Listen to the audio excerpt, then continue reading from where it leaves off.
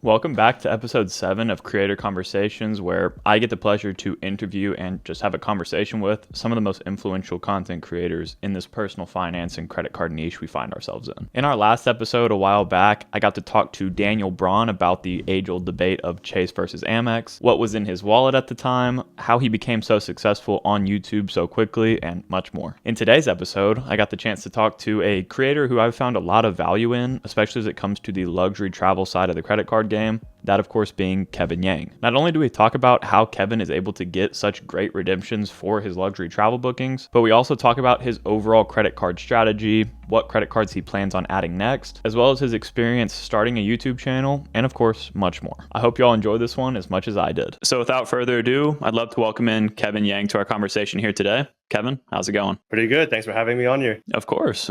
I'm excited to have you on. I know we've talked a lot offline, so I'm trying to cover all my bases here and talk to everybody that I talk to on a consistent basis, but on YouTube as well. I think it's a fun way to have an excuse to talk to you for an hour. So I appreciate you coming on. Yeah, no worries, for sure. I think the series is amazing just to hear different perspectives and credit card stuff, non-credit card stuff from everyone in the community. So awesome series. Yeah, well, thank you. I'm glad you're a part of it. But as with every conversation that I have, I think the most interesting place to start is just to ask you how and why you got started on YouTube, just so we can kind of get the full story and, when you started, why, and how you did it. So you could just explain that'd be great. Yeah, I think I've kind of always been interested in YouTube to some degree. I know I mentioned in previous video, but from watching old YouTube channels like your Nihigas, your Wong Fu's, your Kev Jumbas back in the day, things like following people in tech, finance, your Graham Stephan, of course, throughout the years, just videography, photography stuff. So it kind of all mixed together where even from the beginning, I'm like, okay, YouTube channel is probably one thing I want to try. Only thing is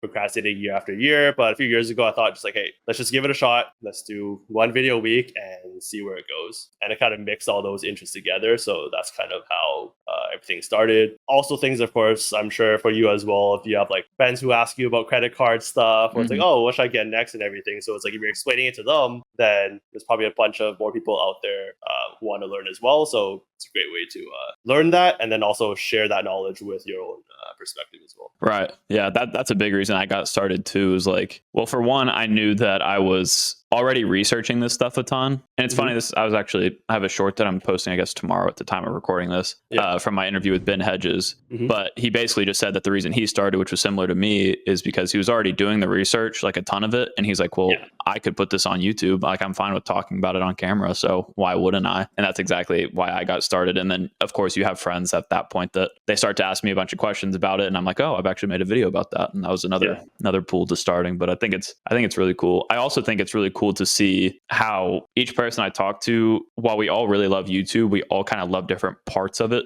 I know that you, like you just said, you like the photography, videography, as well as the tech side of YouTube. So I guess what prompted you then to actually start a personal finance or credit card related channel, if those are also some of your interests? Yeah, I think that those are definitely some major interests. The biggest tech YouTubers probably, MKBHD, you have your Linus Tech Tips and stuff. So that was definitely one angle. But on the other hand, I'm also really interested in personal finance, business, entrepreneurship, stocks, investing, and all of that stuff. And so in a way, it's well, I kind of tried different things. I went with the personal finance side first. If you look at some of my old videos, they're your 401ks and Roth IRAs and investing and stuff, but none of them kind of really gained traction until I posted a credit card video. And then that was it. Kind of, okay, credit card videos are working. They're probably better for SEO. There's also one of my interests. So let's go down that route. I think, it was just not really flip of a coin, but it was hey, tech, personal finance stuff. It's a bit easier to get started, I guess, talking about the personal finance, because tech, you kind of have to decide what you're going to review and then a ton more B-roll and all that stuff. So I was hey, let's start simple and go down that route first. Yeah, definitely a lower barrier to entry to personal finance and credit card related education videos, I guess. I know. I also I watch a lot of the tech YouTubers. We were talking about this a little bit just before we started here. I watch all of Marquez's videos usually, and I've always been interested in the tech, but also I realized that to be a tech YouTuber, you generally have to also have a ton of capital, because or somehow just get given products off the bat, which doesn't really happen. Yeah. But that's another big thing that I'm like, well, I guess I never thought about like making a tech YouTube channel for that reason, just because of that high barrier to entry. Wonder if you're kind of similar. Yeah, that's definitely one thing. It's like you have some stuff that maybe you buy like a laptop or phone, but like you're not going to have that continuous stream of stuff to talk about. And if you really want to compete with the best of the best, like, I mean, Marquez has like what, few $100,000 robot arm. Like, you're not going to compete with that. So exactly. Yeah, it's funny because that's also another reason why I thought I could do YouTube in this space. To be honest, I mean, it's just that the simple fact that the production quality did not need to be that high, and that that's a big plus for starting a YouTube channel in this niche, in my opinion. Just because you could really, like, I started with my phone, like a lot of people did. And just kind of rolled with it from there. But it's funny too, because I was talking to Joshua Butler in one of these episodes. I don't know when it comes out, before or after yours, but he said the same thing about him starting with general personal finance, but the only videos that would take off were his credit card videos. So he just like kind of fell into that route, which is super interesting for me. I guess trying to think, because my first videos were not, I initially was like, oh, I'll make videos about personal finance, some credit cards, some like just lifestyle. Like I love to read, so whatever educational books I'm reading about these topics, I'll talk about, because that's what I saw people doing, and I really loved it. But at the same time, I didn't realize how important it was to kind of start super narrow. And I kind of figured it out, I feel like, pretty quick, because I was listening to, like, I don't know if you probably have the same experience, but like vidIQ and like Think Media, all those massive YouTube channels. I was like, I kind of just took what they said to heart and just ran with it, which I'm glad I did. But I guess, why do you think that personal finance is such a hard niche to tap into compared to just credit cards? I'd say like a couple things. One is personal finance and everything. It's so like it's information, right? Like you're searching for something, you get the information. Versus other niches where it's like tech or vlogs or whatever, it's so much more based on the person, how you edit, the storyline. Although storyline is good for all videos as well. So I think that's one part where there's so many people talking about personal finance, about the same information, that it's harder to break into. And there's so many big players already, like Graham Stephan and stuff. Like what makes you different than those people, especially when you don't have that initial like audience, things like that. On niches though, I will say, like, being on TikTok way too often, there's kind of this like thought that's gaining popularity where it's like, instead of niching down, you are the niche in a way. Now, I think that's definitely interesting in terms of like, hey, people will follow the person for their persona, their not persona, but like their attitude, their lifestyle, their whatever. And so it makes sense, but it is a big difference, I think, between YouTube and TikTok, where you're not going to get that organic traffic. Or not really organic, but with that simple algorithm versus YouTube. So I think that's definitely an interesting like difference in dynamic. Yeah, for sure. TikTok's an interesting game of itself. First of all, I'll say I think that what you just brought up is really interesting too. I've thought about it in the perspective of, especially for education channels, like you really start off super heavily on YouTube going for all those search topics like you were talking about, whether it's personal finance of like the 401ks, the Roth IRA videos, or the credit card videos where you're like making reviews on specific cards. I think that is the way to start to gain that traction. And then you kind of build into that personal brand in a way where like they come to watch you. That's why I started, and I guess you too started your channel with your name, compared to maybe just like a name that you had come up with, which is why you see people like Ben Hedges switching from the Credit Shifu back to Ben Hedges, because it kind of opens you up a little bit. But yeah, at the same time, TikTok, that algorithm is so weird, because like I post the same stuff on, at least shorts wise, like short clips on YouTube, TikTok, I guess technically Facebook and Instagram. But TikTok's by far the one that just like gains the most traction for just like videos I never would have thought would do that well. And it's super interesting how it's like, again, that low barrier to entry. If you want to get started with content creation, it's a way to gain followers fast. But I haven't personally seen much, I haven't seen any kickback from it at all. Just, some followers and stuff. But do you post on TikTok at all? I don't. I always tell myself, or when someone asks like, oh, like, what do you plan to do next with your channel, or, being a YouTuber, content creator, whatever, is like, if I were to put in even more hours, TikTok would probably be the next place, just given how much traffic and eyeballs you can get on your content, even if that's, you want to actually build a TikTok following, or you want to direct traffic to YouTube. Like I think John Liang is probably one of the major success stories, or Humphrey Yang as well. But I just haven't gone into it yet. It's interesting you brought up the fact that like it kind of performs differently on TikTok and YouTube. I think definitely different audience, but also it's probably hard. TikTok is kind of starting on a blank slate in a way. So any interaction people have, like you're kind of learning about them from scratch. Whereas YouTube, there's like such a long history of what people like and everything, and long form and short form are different. So maybe they're trying to like use that knowledge to try and rank short form videos and things like that. So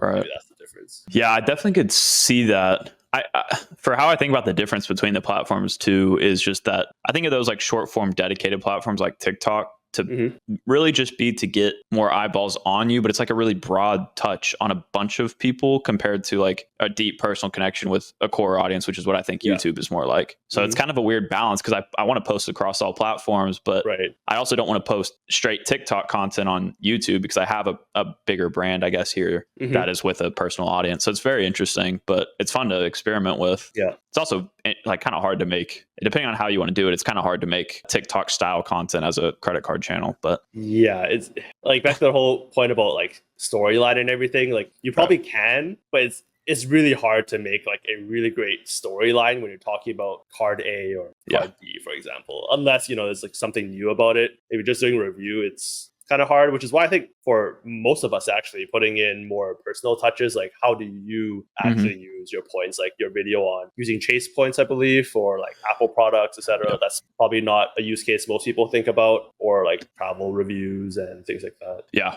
I completely agree. The only things I found that like really stick on those kind of platforms are one, clips from podcasts like this, which I think is just that's just the nature of these platforms now. It's just clips, which makes sense. But also like the big dopamine hit type of videos. So like all my unboxings, I started unboxing debit cards because one, I'm just sharing my experience with stuff and I like unboxings. But in that like 30-second unboxing, those always do the best on my TikTok. It's so interesting. But then like people on YouTube don't care as much about those. I feel like it's just super interesting. But are you gonna do one for the Centurion card? I assume. Oh, the TikTok?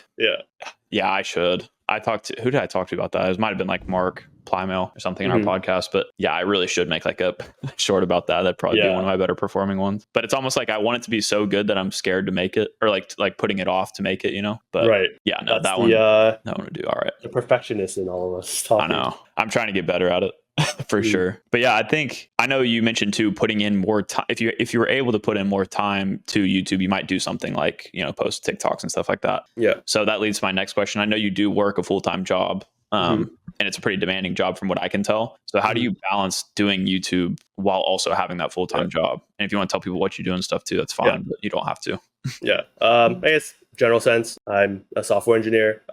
Been working as that since college, after internships and stuff, and it's been 5-6 years or so. So that's my day job. I would say it's the balance definitely takes time. It is hard, but not in terms of like exact hours, but just during the day, there's so many meetings and so many things that take up mental space that after like 5 p.m. or so, you just kind of checked out. Like you have the time there, but you just kind of mentally checked out a bit. So the way I kind of try to balance that, well, let me take a step back.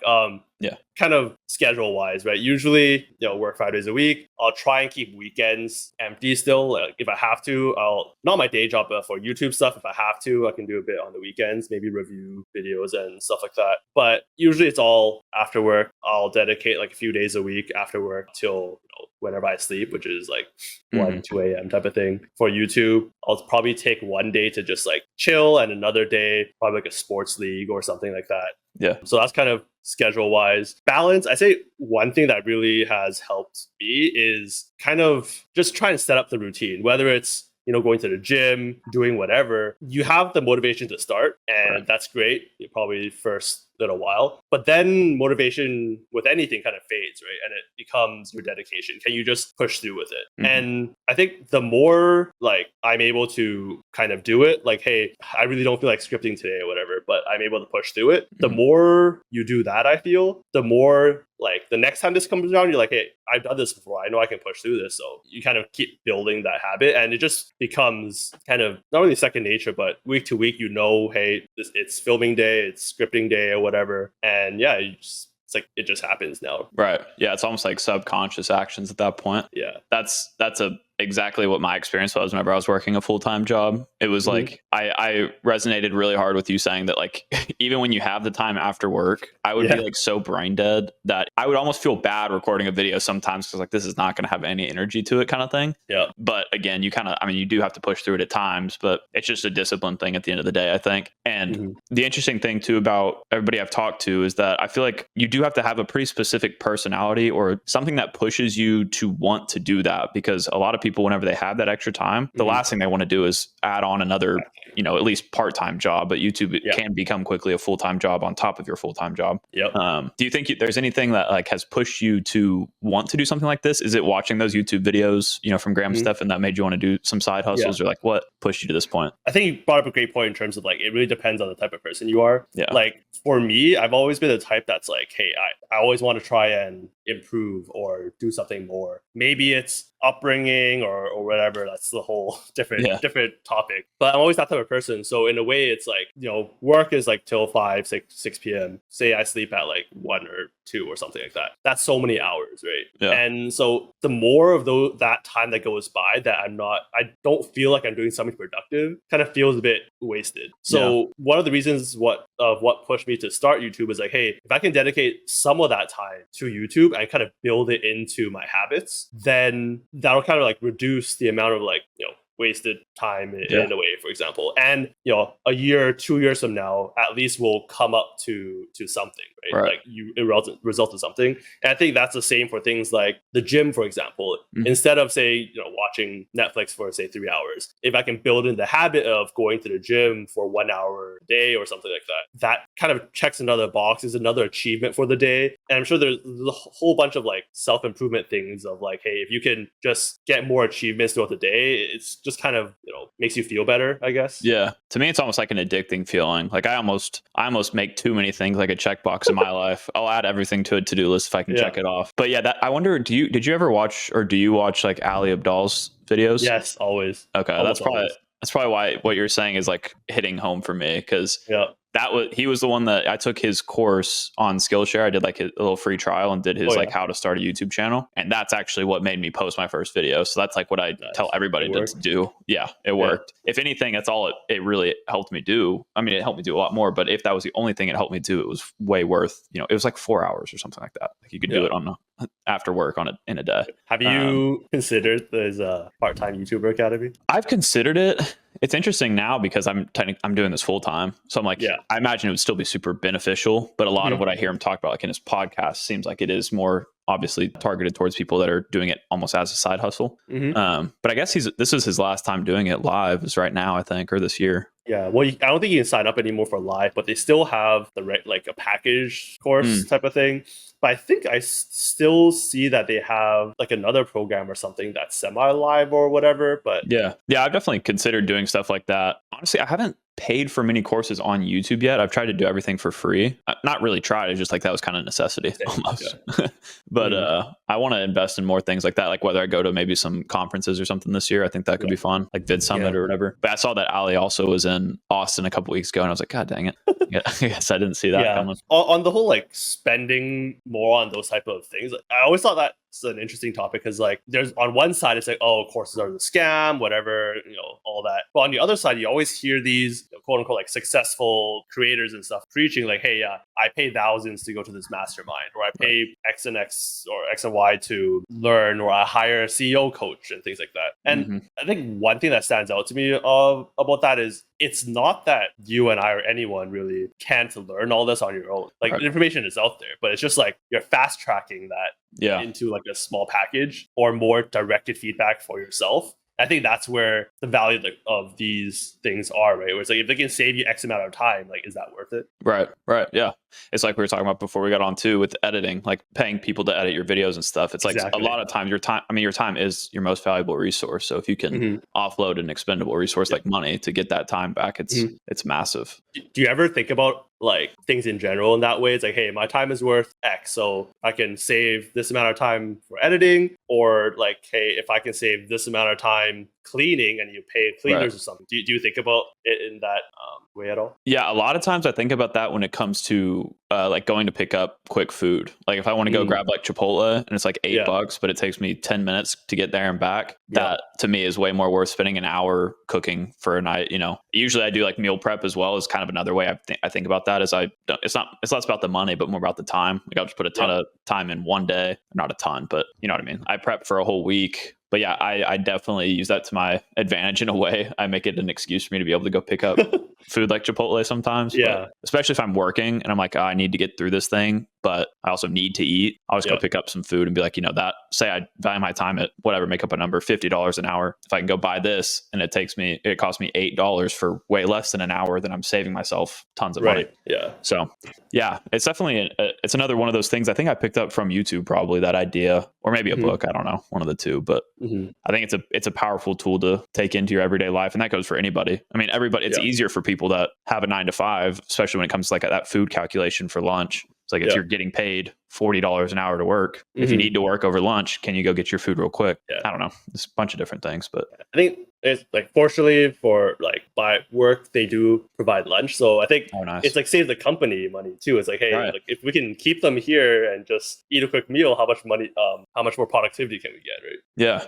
that's super interesting. So you work in the office? Yeah. So I guess that's an interesting other topic on like, what do you think of, remote work and in-office work? Yeah, for me, or first of all, do you do work in the office, are you saying? Yes, I do. Okay. Yeah. For me, it's interesting. I don't know I obviously now I guess I technically am always working remote in a way, but like I work for myself, so it's different. But while I was working for my company, I much more valued my time at home, like when I was working remote, because I was able to like work at my own pace almost. And I knew I wasn't necessarily chained to like my desk and like had to be there. But I also love like the office culture in a way. Like I feel like you need that interaction, which is something, another reason I do stuff like this, because working alone, doing YouTube is like, you do need that interaction. Yeah. What's your opinions on it? I think pretty similar. Like work-wise, sometimes heads down and everything is good, but that interaction where you can just turn around and discuss something with someone, or like, hey, you want to ask a question, but that barrier to like VC them or message them is a lot higher than if they're just sitting right beside you. Right. I think those are the things that are really valuable. Fortunately, like my commute wasn't that long. It was like maybe 10 minutes or something, but I can definitely understand people who have to say drive half an hour to work each way every day. Like that can really be draining. Yeah, that is another talk about the productivity or time. The time you save in driving could increase your productivity a lot. For sure. I do wonder. My stepdad talks about this all the time because he's like from a different generation. So he's like, I don't know how the workforce is even like still going with everybody working remote. Like because he sees like what me and my siblings do. He's like, how in the world? But I do always wonder what the productivity numbers are like, because like I have friends that work fully remote and they can get all of their 8 hours of work done in like 2 hours in a day, and then they basically just pretend like they're working for the other 6 hours. It's like, how does that? I don't know. So I don't know if that's good or bad for productivity or for companies, but it's definitely good for the worker. Have you heard of people? I think there's even a whole subreddit around this, but like people who have like say 2 jobs, 3 jobs, and they're just working full time for all of them. That's crazy. That's taking what we do to a whole new level. I feel like. Yeah, pretty much. 3 salaries. That's crazy. Yeah, man. There's so many different topics we can cover. I know people. Of course, a lot of people are going to be here watching our channels because they are credit card focused people. So I feel like we jump to that for a little bit and come back to some more business and YouTube stuff. For sure. But naturally, again, another thing I like to ask people is just to kind of explain their general credit card strategy, just so we kind of know Team Cashback, Team Travel, what kind of cards you're using and stuff like that. Yeah. So right off the bat, Team Travel, that's how it's really always been for me and probably will be. And on Team Travel, more about like aspirational trips and experiences that I probably wouldn't want to pay thousands of dollars out of pocket to experience. Not just for me, but like people close to me, like my partner, my parents, like giving them experiences that they wouldn't have, probably wouldn't have tried for themselves. So that's kind of my motivation to kind of do credit cards and be able to get those experiences. I think I can already interrupt you a little bit here, because I think that's super interesting to even, put yourself in that like almost luxury travel camp. like even further than just travel. I've been wondering a little bit about that because for me, like technically I'm really only traveling domestically right now. And of course you can find some luxury travel domestically, but a lot of times like the people that I've grown up watching on YouTube when it comes to credit cards, like whenever Ask Sebi literally just posted a video about some luxury travel he did. Sure. Yeah. Yeah. So those are like the kinds of videos that I'm like, oh, that's what I want to do with my points. That sounds so cool. But then I find myself always booking domestic trips. While on the other hand, I feel like you do genuinely do these international trips. You posted videos about them. And that's something that I really like about your channel. So I guess, I imagine you still use your points for domestic, but I guess why do you put yourself in that more aspirational camp solely? Yeah. So I actually have not booked a domestic flight with points yet. Oh, wow. Yeah. So taking a step back, I think I only moved to the US like 6 years ago for work. Oh, okay. I'm originally from Canada, and credit cards there are a lot worse, I guess. So my kind of journey in US credit cards started at that time. And since then until really this year, I basically have not made any major redemption. The only redemptions I've made is probably, use a point on Amazon and get X% off. Right. Yeah. So that's how I've gotten so many points up till now. And mainly because like when I'm traveling domestic, it's usually to like, I'm in Seattle. So maybe it's to say SF or LA or New York. Sometimes it's for work, which will be covered. And other times I feel like the cash rates from Seattle's hub, at least, are low enough that it doesn't go over that 2 cents per point average. I know like your channel and a lot of others, like I think American Airlines or Delta flying domestic, you can get some pretty good redemptions there. It's just being in an Alaska hub that's not as great. So I think that's one reason why I haven't done many like domestic things. Yeah, that's interesting because for me, like I guess being in Texas, I'm in basically Austin, and we don't really have a hub. Obviously, like we're a smaller airport, comparison wise, but Southwest and United, like basically the Chase transfer partners are pretty big out of Austin. So I am consistently using my points for Southwest flights where I'm only spending 20,000 points total,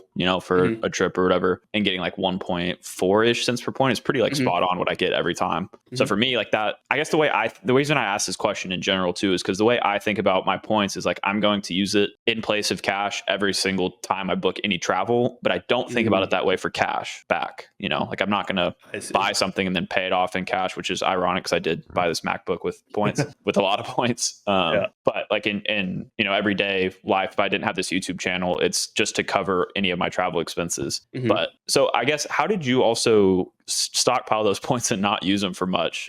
I guess you were already educated on credit cards. Like, how did that work? Yeah. So I was able to kind of jumpstart my credit card journey when I first like actually moved, because I think like 2 years before that, I did an internship in the US. And when I was opening a bank account, the teller was like, hey, do you want to open a credit card with it? And at that time, I didn't have an SSN yet or all of that. And they were willing to open it. So I was like, yeah, sure. And it was like the Bank of America travel rewards card. Nice.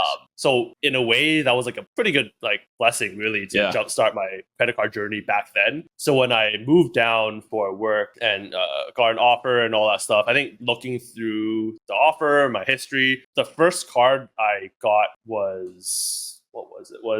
It was either like the Chase Sapphire Preferred or it was the old Marriott Premier card back then. I think one of those were my first cards. And I think all this time I've already been interested in, like, I've been watching Graham Stephan for years. And he also talks about credit cards. So in a way, it's like, well, I already kind of knew a little bit about credit cards. Yeah. So I remember actually the story there is that was around the time or right after the time the Chase Sapphire Reserve was released. That was like 2016 or so. Yeah. And me moving into the US was like a month or so after they stopped the 100,000 point offer. I remember that distinctively. And I'm like, okay, I got the preferred. I can wait 2 years to get the reserve. A year or two later, they changed 2 years to 4 years. Oh my like gosh. The Sapphire bonus. I'm like, okay, I'll wait 4 years. And, That's crazy. So, I mean, that's honestly, that's a cool story. I didn't realize, I forgot that you had moved from Canada. So getting to open that before you'd even moved to the US, that first card must have been huge. I mean, I guess looking back, it was huge. At the time, it probably didn't feel like much. That's kind of like my similar start.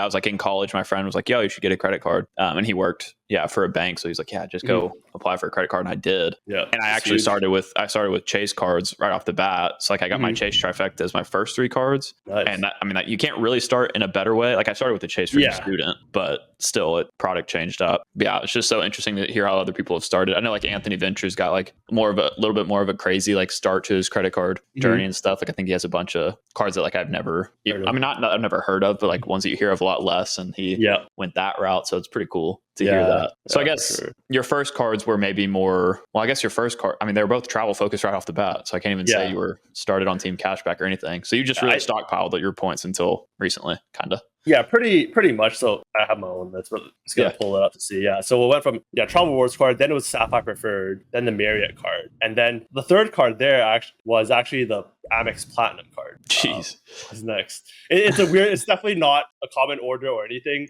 I think I got that because of the credits actually made sense for me. Yeah. And like the perks it gave, because sometimes I was traveling for work or whatever. Like the lounge access and everything really was nice, and the approval went through. So it's definitely a nice card to have. I guess from the very beginning, I'm trying to think of was there a time where I was thinking, okay, do I do cashback or travel? Yeah. I think, back to the whole point about I always want to do better. How do I, improve myself, whatever. On that same line, it's also like, I also love deals and finding the best value. Like if I buy something today for $100 and next week it drops to 75, I'll be devastated. Yeah. I'm on slick deals all the time and all that. So in a way that lends to me wanting to really maximize the quote unquote value I get for all of the spend. And as we both know, the most quote unquote value you get is from transfer partners and stuff like that. But I say value because there's the retail value and there's a value of how much you would actually pay for those flights. But that was kind of my thought. And I'm not going to pay $5,000 for a round trip business class flight, but I don't mind putting in the work in something that I'm already interested in to do that for free. Right. It's honestly one of the most profitable side hustles you can have in a way, is being heavily on team travel in the credit card game. Yep. Granted, it takes a lot of time, but you could have much worse hobbies. So I think it's a good one to stick to. Yeah. And then, that hobby mixes in with all the other stuff, and here comes YouTube. Right. Yeah, exactly. That's so cool to hear your thought process behind it, because that is another big reason that I do the credit card game, is to give myself and the people that I care about experiences that I would have never gotten before if I was to pay cash for them. Exactly. I think that's a big reason that I'm also on team travel. I could see a day where I, somewhat switch to team cashback if I'm getting older and I'm just not, I don't know, if I'm not flying internationally a ton. I don't know what I'll look like in 40 years or whatever, but I see the simplicity, like the appeal of the simplicity of a cashback setup, but that travel value that you can get is so strong. Yeah. And I mean, speaking of time ROI, maybe there is a world where, you're well off enough that it's not worth your time to look at these things. I think that's where the more fixed redemptions come from. The value of those come from your, business, American Express business cards that give you points back for those bookings, or the reserve or whatever. That's why I say the reserve for when I think of the general credit card user, I would say that the reserve is probably one, if not the best domestic travel cards, which is what a lot of people in the US are doing with their credit cards. And that is simply because of that fixed 1.5 or I guess 150% boost on your points through their travel portal. No, 50% boost. Jeez, people are going to flame me in the comments if I didn't get that right. 50%, yeah. But I definitely think, giving that experience for, not just for yourself, but, your close ones is amazing. And I actually was pretty lucky when Singapore Airlines started partnering with Aeroplan to release more space. Oh, true. And there was a whole bunch of flights that had 4, 5, 6 business class tickets per flight. And I was like, I have to jump on this deal. And that's coming up later this year. That's awesome. That's so cool. Yeah. Have you made a video yet talking about your full credit card journey, from your beginning to the end? I think maybe not the recent ones, probably a year or so ago, I probably talked about it a bit, but good point. Could be a good time to refresh it. Oh, I'd love to hear that. Cause that story you just told is, if you put that into a normal length video and explain the whole story, I'd love to watch that. Those are some of my favorite videos. And I think you have a cool story behind it. You can talk from your experience of getting the platinum card early and everything and explain why you should or shouldn't do it. I think it'd be cool. I think that's definitely interesting. I guess 2 things there. One is I feel like you've been doing this more, but videos that are more informative Right. versus like, more your own experience, or like, are credit cards with annual fees more like worth it over not or not worth it, and like your thoughts around that. Yeah. Or are you asking me, or is that just video topic wise? The reaction people have had to the difference in videos, like, do you see a major reaction, or they're both videos? Yeah, no, I think people seem to really like those a lot. And yeah, that's why I recommend that people do them. That's, again, why I started this series however many months ago, is because, one, it's getting over that perfectionism. Like, I need everything to be super tight cut and all these things. Like, this is just unfiltered in a way. But also because in reality, this is how a conversation would happen in the real world. And I want my videos to come off as if I'm literally sitting in the room with you talking about it.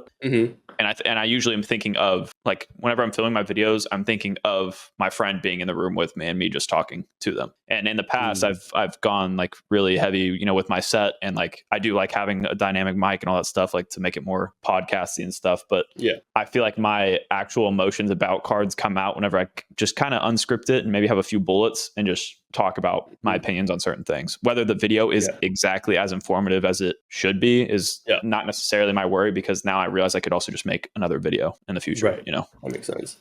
I guess the one thing about like sharing that process is like, I guess people are always interested in hearing others' experiences, but on the other hand, it's like it's not common to get the platinum card that early, so in a way, it's like it's not as relatable. But I guess there's always a balance of like someone's experience versus how relatable it is. Right. Yeah. I mean, at the same time, that's kind of what we're all here doing, right? Is just talking about our experiences. That's why I started my channel also, was to document, like I said, I think like in the very beginning, like my first video that might be unlisted now. It's like I literally just want to document my journey in basically personal finance. And now it's basically turned into credit cards, obviously. But I think that's what people want, because then that actually starts up the conversations in the comments of like why or why not, or like what experiences people have had compared to yours. And if you make a video like we're talking about for your setup, even if getting the platinum card like as your fourth card is not the most optimal thing, you can at least basically cover that in the video and say like, I wouldn't recommend this to everybody, but this is why it worked for me.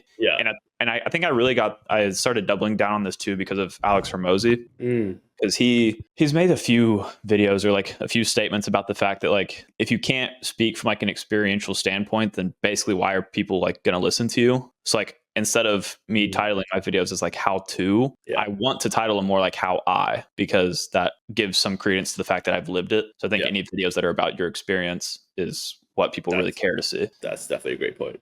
Which I think you've obviously done a lot of, and that's what I think I'm trying to double down on now. And I think I got pushed to that because I'm also putting out 2 videos a week now. So I have to have more ideas. So if I see like a comment section thread about something, like, oh, I can make a video on that for 10 minutes or whatever. Yeah. But I'd love to see a video like that. So now I have to hold you to it. Well, whoever's watching this video, you heard it here first. The preview of the story. Exactly right. I guess going a little bit more into like how you use your credit cards. I guess what are some of your like, what points ecosystems do you value the most, and how do you use them most frequently? So how I use my points, Chase is number 1, and then comes Amex, Capital One, I would say. And purely from experience, how I've used that point so far has all been Aeroplan. Interesting. My very first trip, I transferred from Chase because there was a bonus. My recent trip that I'm going on soon, there was no bonus. So I kind of transferred backwards. So I transferred from Capital One first, and then American Express, and then kind of saved my Chase points because they're kind of like the most valuable to me. Mainly because a lot of my destinations, these more aspirational trips, are to Asia. And being on the West Coast is a lot easier to travel to Asia. And I found that Aeroplan is pretty much one of the best programs to do so, because you can fly on your Singapore Airlines, EVA, ANA, Asiana. They're all like top like 5-star airlines. So, and Aeroplan has good redemptions with the 5K stopovers. So it's kind of like the perfect program for me, which is why I've always gone through it. So at both my trips this year, I probably dropped like 600, 700, 800,000 points on these 2 trips. But of course, that's like over 4 or 5 years of not using your points really. Right. So there's that. And I think upcoming this year, I might use some points for Hyatt stays. Oh yeah. That's the other main path. There's of course like wanting to use it for Virgin Atlantic, booking Delta, or like the ANA sweet spots, or flying Singapore Airlines suites or whatever.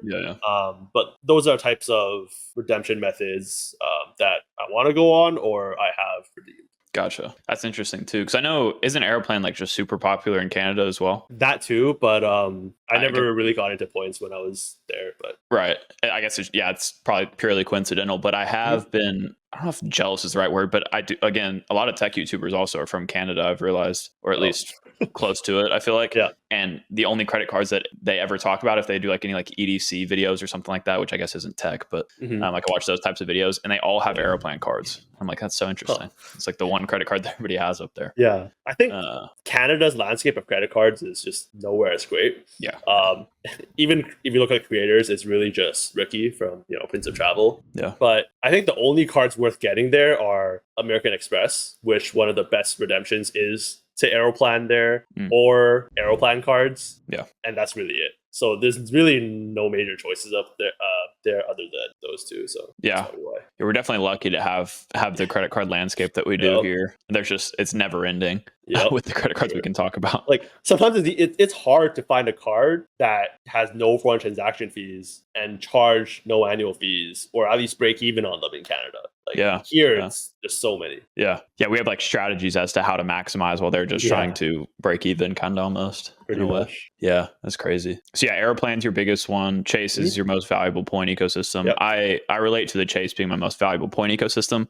I haven't booked any international trips with my points yet. I think they've all been domestic or for my MacBook, which was enough for a business class flight or a few. But I've always been interested. Like I think I've commented this multiple times on your videos to get your take on like how you find the trips that you do. Yep. Because I do want to take more trips like that. And I honestly don't have an excuse not to now. Like I have the points for it. I'm also working fully remote. I can go take trips like that, but I still haven't done it. And there's really no good explanation besides the fact that like I genuinely just have not put in the time to like pick a booking and do the research on it way ahead of time and then just go do it. So I guess where do you start with those? So Aeroplan.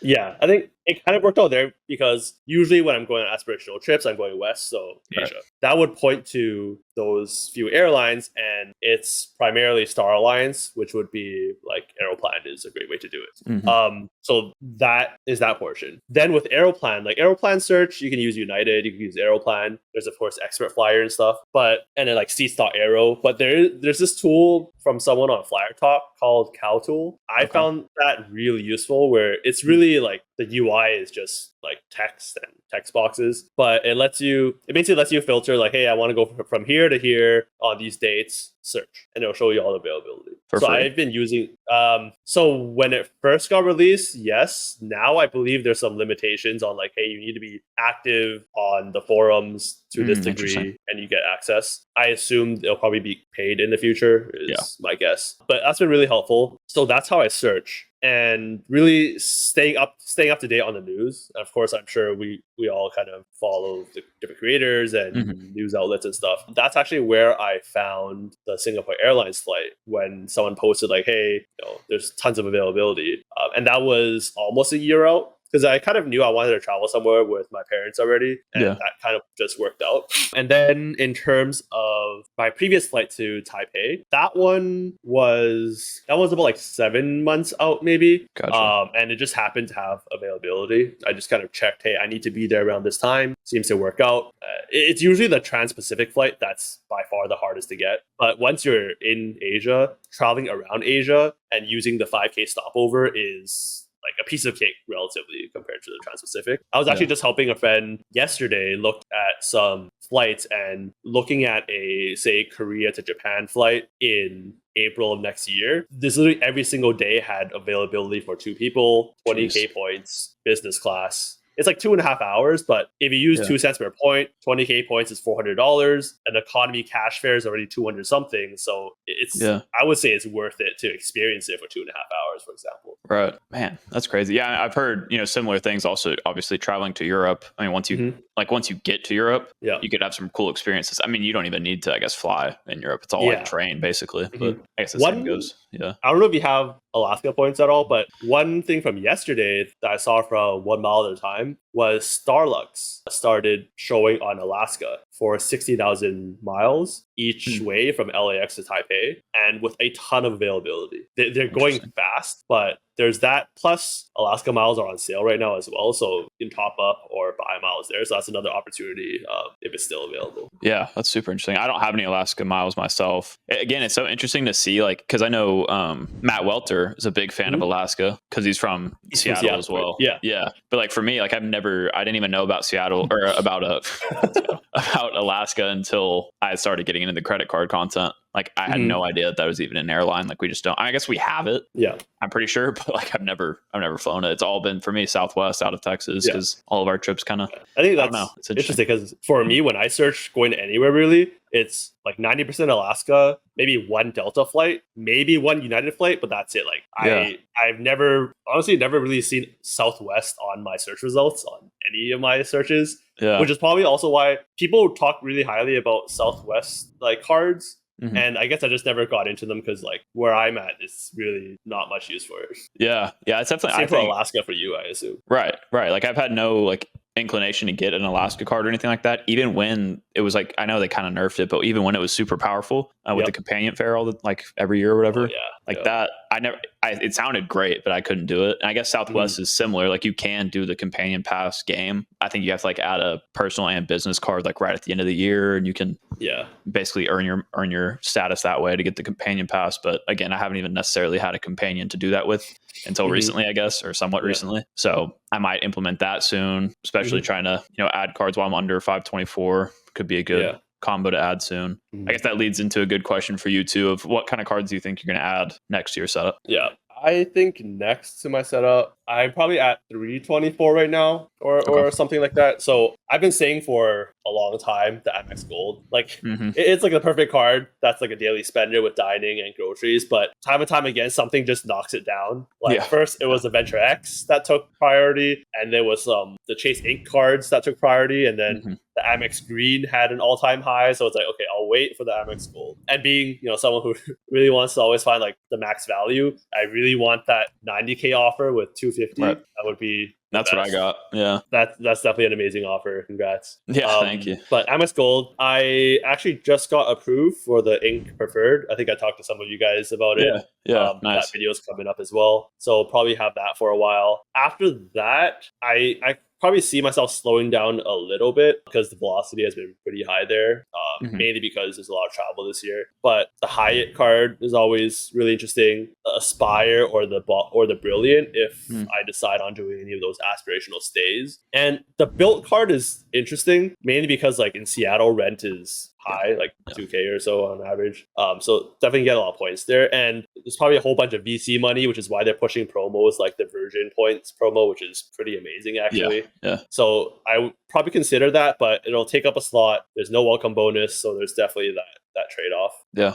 Capital One Duo, Saver One maybe, but if I get the Amex Gold, Saver One is not as high priority anymore. Right. But those are probably the few cards that are on my mind. Nice. That sounds really similar to me. I haven't ventured into the hotel card game yet. I think the Brilliant's going to get a lot more hype, assuming that like with that MGM partnership now, I think it's going to get a lot more hype because I imagine I think like Sebi and other people have said that the 1-to-1 match to MGM Gold's probably going to come from like their top tier, which you can only get with the Brilliant. So I could see that card being pretty popular. For me, again, I don't travel to Vegas enough for me to like care too much about the status matching. Like I know a lot of people get a ton of value from that, but for me, it's not massive. But the World of Hyatt card's definitely on my list. I would it's crazy because first of all, I won't be renting for a little bit. So the Built card doesn't make sense. But even though I'm not renting, even though it has no welcome bonus, I still find myself like wanting to add it like every day, I feel like. But yeah, those are all great cards. I think like you mentioned, if you add the Gold card, you probably won't add the Saver One, or you'd be less inclined to. That's my exact experience, and why I made a video about that duo, the Amex Gold and Venture X, because I think a lot of people actually use that duo more than the Capital One duo, even though it's more expensive and technically doesn't cover as much. It's a pretty natural one to get, and I've got a lot of that's like the two cards I use basically every day. So I can't see you going wrong with those. But I guess for your Amex points, So you have Amex points, yeah. So how do you use those? I guess you do still transfer to Aeroplan from So Amex. far it's really all been Aeroplan. Hopefully they don't devalue, because I know United got devalued. Yeah. So hopefully Aeroplan, just being like another Star Alliance, doesn't also devalue. But that's really the method I've been using it for. Gotcha. Aeroplan, worst case, get the Schwab Platinum and cash it out that way. But yeah, I've been wanting, like, I haven't used a ton of Amex points, but I've been reserving them for that possibility of booking a big international trip with somebody. I just haven't done it yet.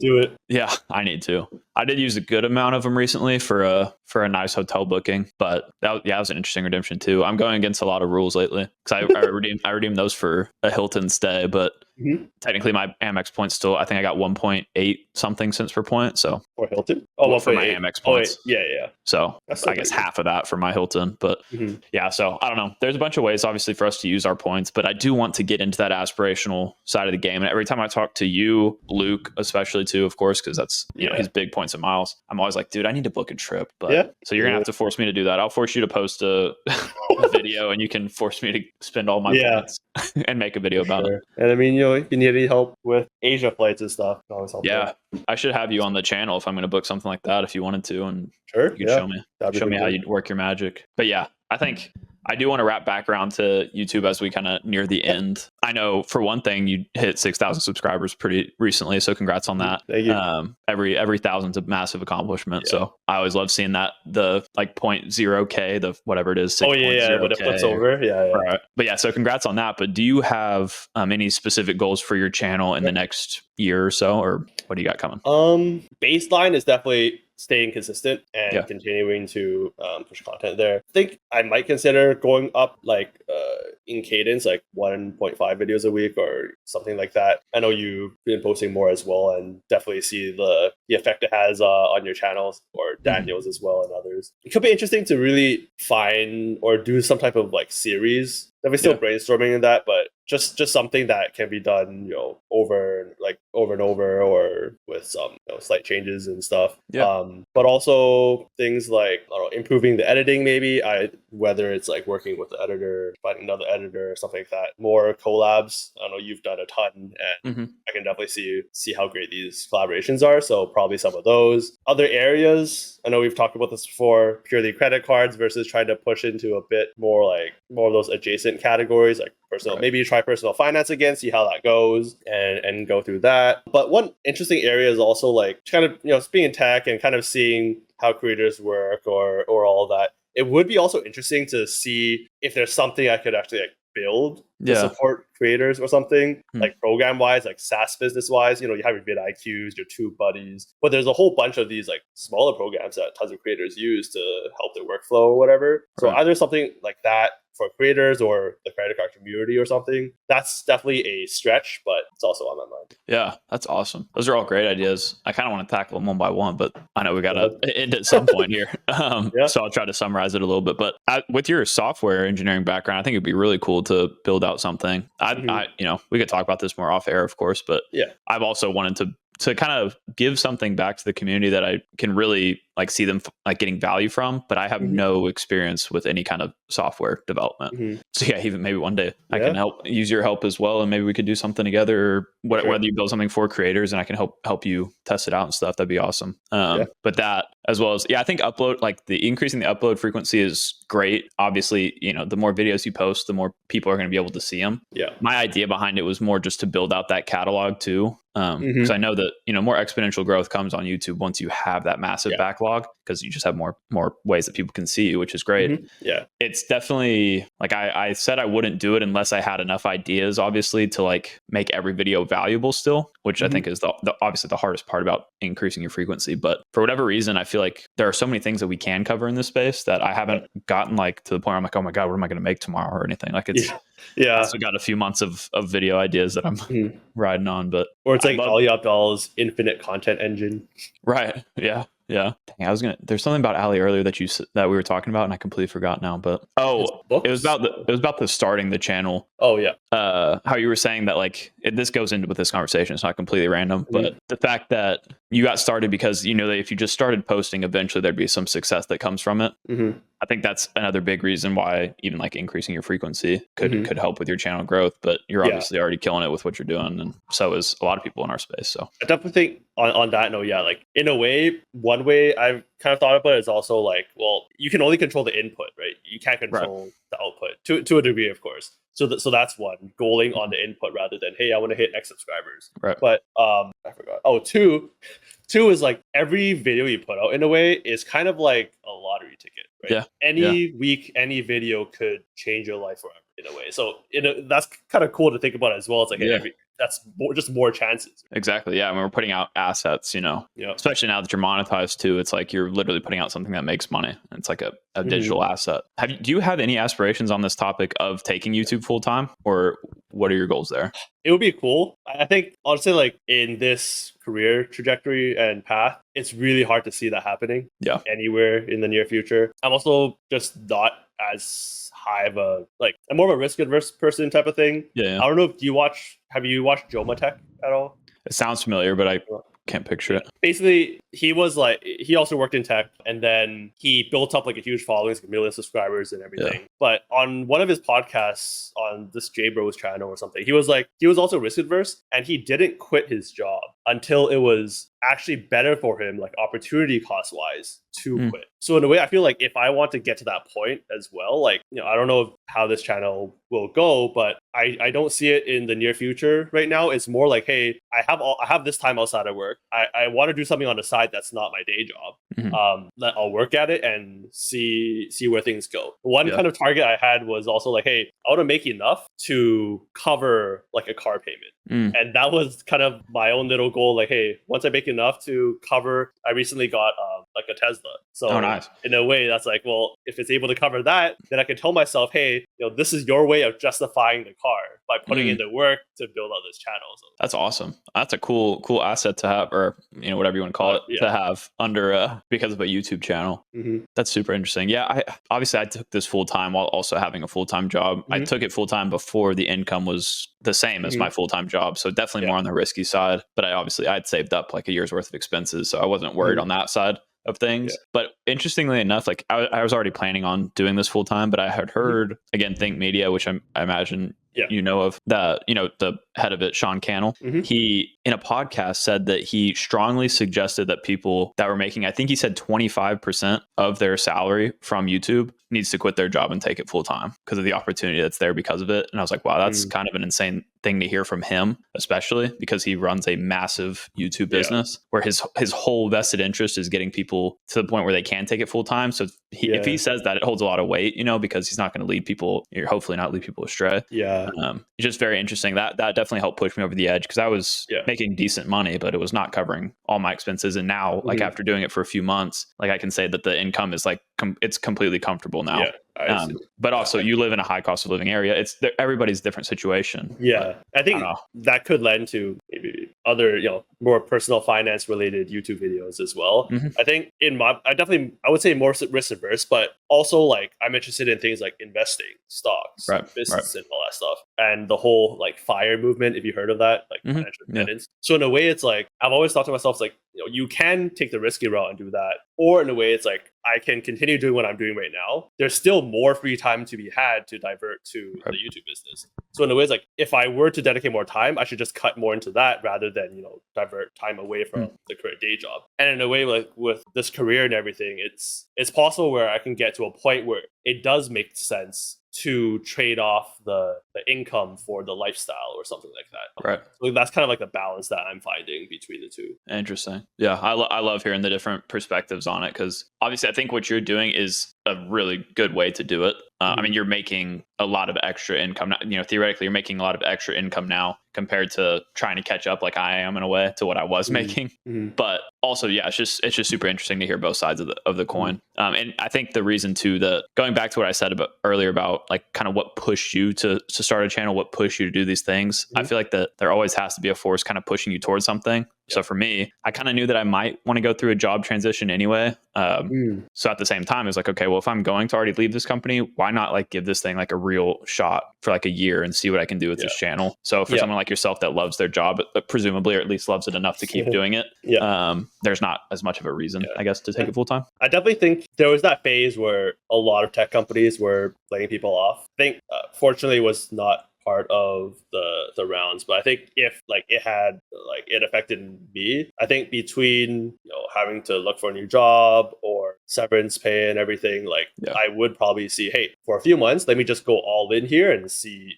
what type of trajectory I can make of it, type of thing. Right. But still have the full-time job, so in a way, this is how it ended up being. That's awesome. Yeah, I'm excited to see what comes for your channel and also just the bigger business around it. Of course, I'm going to leave links to all of your stuff down below for this. I know we're coming up on over an hour here, so I want to respect your time here. But do you have any just like final parting words for people, whether it has to do with YouTube, credit cards, anything that you just want to share before we head out? Just trust the journey, like follow the process. Don't give up. I think motivation will get you started in a lot of things, but then it turns to just having discipline, being dedicated to it.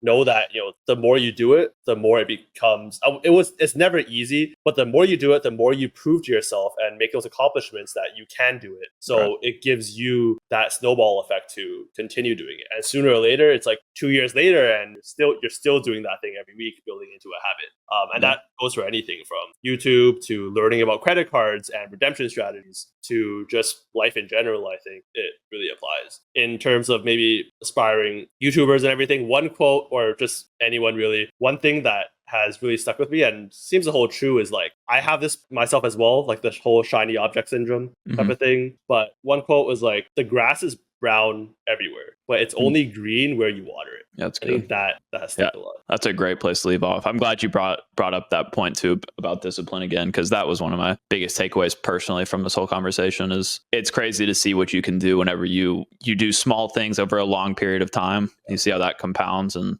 that's exactly what a lot of people have done with their YouTube channels or whatever business they might start or whatever career they're in. Like, it's just, you got to get those small wins for a long period of time. So I think you're doing great stuff with your channel. I definitely want to again have you on again in the future, maybe for a shorter video, even if we want to do some collabs here and there. But yeah, thank you again for coming on. Again, I'll leave all the links to your channels and everything down below. So don't worry, there'll be some plugs. But well, thank you for joining us, and thank you. Thank y'all so much for watching till the end of the video. That really does mean a ton to me. Assuming y'all did enjoy it, since you are at the very end of an hour-plus long video, please consider leaving a like and subscribing to the channel to help support me in making more content just like this. And of course, if you want to see my conversations with other creators in this space, be sure to click into this playlist next. And as always, Odin and I will catch you guys next time.